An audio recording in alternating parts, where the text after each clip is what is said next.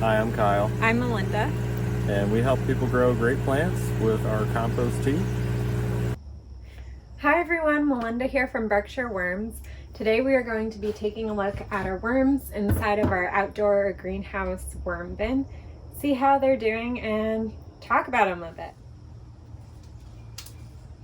So right now I'm just digging through the worm bin a bit to kind of take a look at how things are doing. So we can tell a lot by just kind of digging through.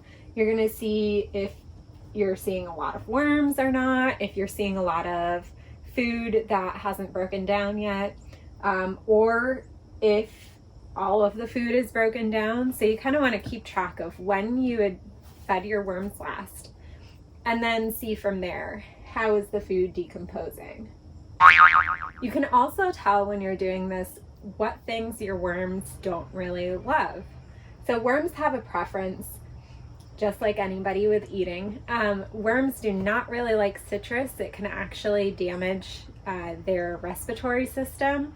It becomes too acidic for their body and they can't breathe very well. So you want to try to avoid citrus in your worm bins. Of course, there's going to be other microorganisms and bugs and stuff that's going to help break it down.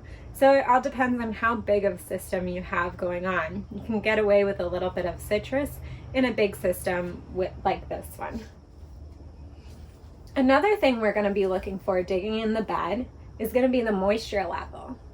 So your worm bin wants to be moist. You don't want it wet. When it becomes wet, you'll see, usually we see like these little white compost mites, and they become overabundant when it's too wet. That can be from literally watering it too much or getting too much water if it's outside, or it could be from feeding it too much. And the number one issue that people run into with worm compost is overfeeding it. Okay, so this side of the bin I fed about a week ago now, and I bury the food when I put it in. I don't bury it very deep because that's a lot of work, and that's not what I'm trying to do here.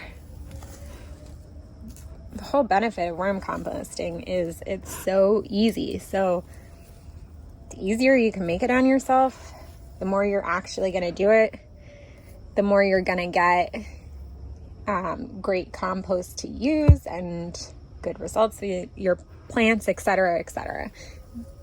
Just from experience, make things easy on yourself. So I'm just digging through here. It's been just about a week, and this is as deep as I've buried anything, and there is barely anything in here. So looks like there's some seeds, there's some avocado pits left. Worms love avocados. Not much other than that. So you can see some of the compost bugs in here too. It's gross, but ultimately they're going to help break down the food and create awesome compost. So let's see, we've got some banana peels left, some avocado skin. That's all very normal. Some stuff takes longer to break down than others, but you just want to make sure there's not like a ton of food that's still sitting in here rotting. You don't really want the food to just rot. You want it to break down.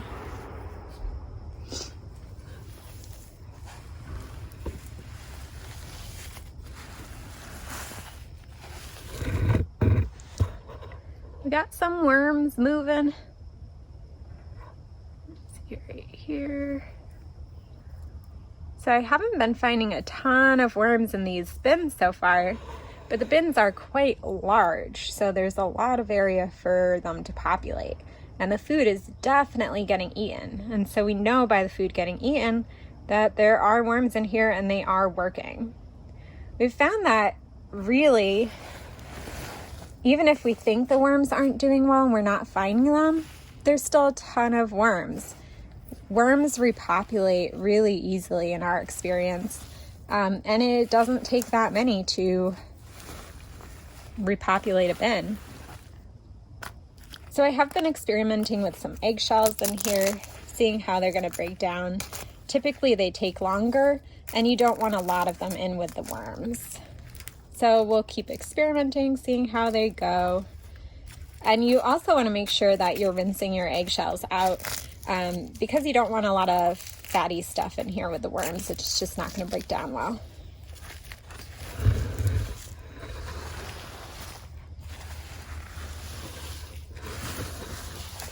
So the moisture level of this right now, so when we very first started this worm bin a long time ago, roly-poly, we used a lot of cocoa for the bedding, basically because we didn't know any better, and that is what we thought we were supposed to use. Doing it again, we wouldn't put as much bedding material because you don't need it. You just need a little bit of bedding material to kind of keep the food from touching the bottom and touching the top, and that's going to be okay. So still a lot of cocoa in here from the beginning, but you could tell moisturized. It's a little bit on the drier side. You want a little bit more moist than this, but you don't want it wet either. So we'll probably give it a watering can or two, so a couple gallons of water for this big huge bin here. So let's see how the other parts are doing. Okay, so this area I'm going to be digging in now. I just put food in just a couple days ago, so I'm not expecting a lot of it to be broken down.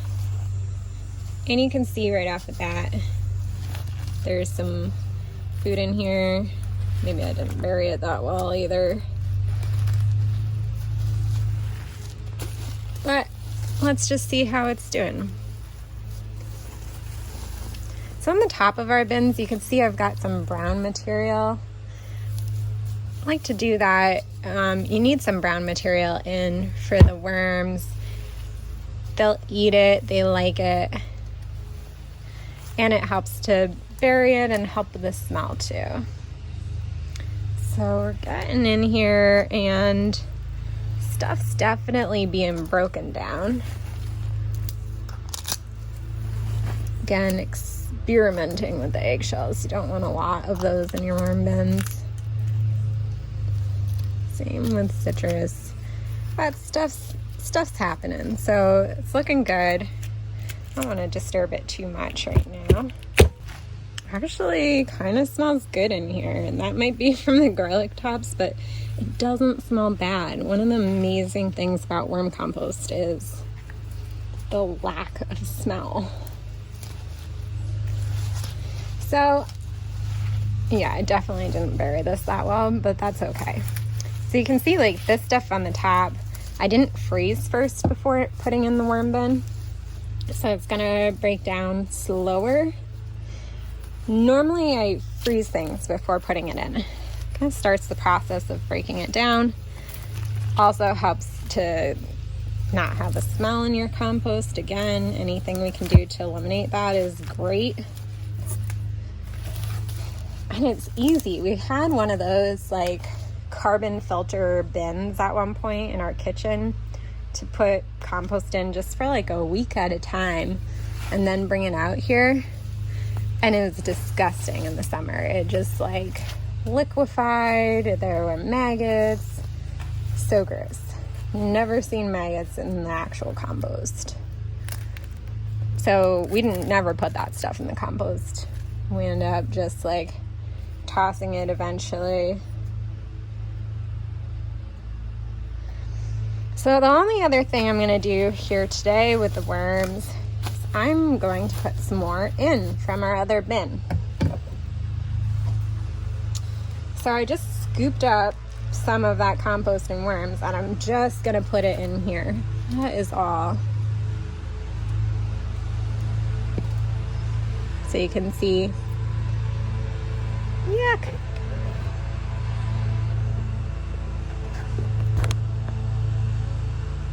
You can see the worms moving around there and all the other bugs. So these little ones are what happens when it gets too wet in the bin, but no big deal. It will all even itself out. So just these worms are going to really populate the bin. pretty quickly. It's amazing how it happens. And don't overthink this. You know,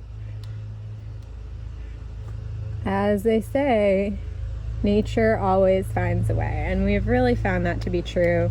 The best thing you can do is just try, just have fun and experiment.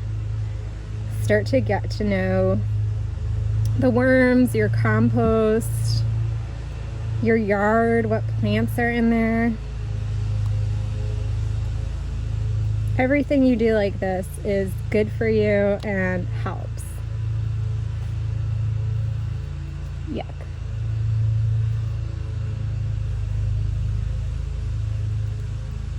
Look at all of these worms. These were just right on the top of our other worm bin. There's like so many. Again, just don't overthink it. Just play with it, have fun. It's easy to overthink stuff and say this is right and this is wrong and blah, blah, blah. But that's not, at least that's not what we're all about. We're all about trying, doing the best you can, being practical, having fun, and your intention behind it. If you're doing this to help grow yourself some awesome food and plants and to get rid of your waste in a more responsible and ethical way, that's awesome. So just have fun, experiment, and get some worms. Well, there you have it. That was me playing with the worms a little bit today, checking them out and talking about some things that I found in my experience with worm composting. If you have any questions, definitely comment down below and we'll either reach out to you specifically, reply to the comment, we'll try to get to that within a week or so, or better yet, we'll make another video on it. Thanks for watching.